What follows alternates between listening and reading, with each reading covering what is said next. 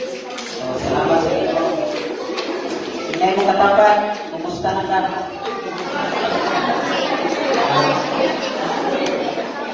Kaya lang uminaw sa tulong sa Diyos. Amen. Amen. Ang atong pag-isbutan karon mga kaigsuonan, ang halad na ikalipay sa Ginoo. Di ko nani ko mga kaigsuonan ang hitabo ni kay wala dawa sa Ginoo yang halad. Ang serason, ang Ginoo ni kay nanong nasubong og kapukot ka man kung maayo pa unta ang imong gibuhat, dawaton mo unta ang imong halad. So naa siya dili maayo nga gibuhat. Amen. Unsa man naa siya'y kalangin sa iyang kasing-kasing. Kung ako tanawon diri sa verse, adunay kasina sa kasing-kasing. Amen. Hindi katapat, kasing-kasina ka sa buha. Kasina ka sa buha. Problema kasawa na yung kayong katapat, yung kasinahan pa mo. Okay na siguro, no? Ha? Kung maayo pamunta ang imong ibuhat. Muna mga igsoon, manikamot at buhat o maayo. Amen. Kabalo na tang dili maayo, doon kayo tumension na. No? Dili na yun na ito, buhat ang dili maayo mga kaigsuonan.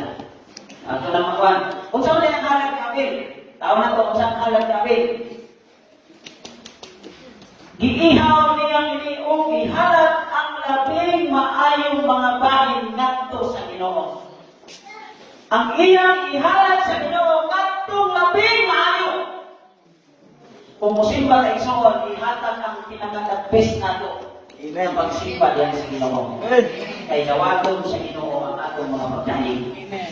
Kung mga kapitulo 12, atong mga tanawon, busa mga igsoon tungod sa dakong kaluoy nga gipakita sa Dios kanato. Hamyuon ko kamo pagtukyan sa inyong kaugalingon ngadto sa Dios.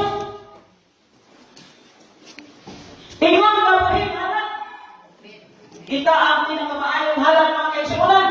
Amen. Pero mga kaigsuonan, ang atong pinakadagis na halad ang atong kaugalingon niya sa Ginoo. Amen.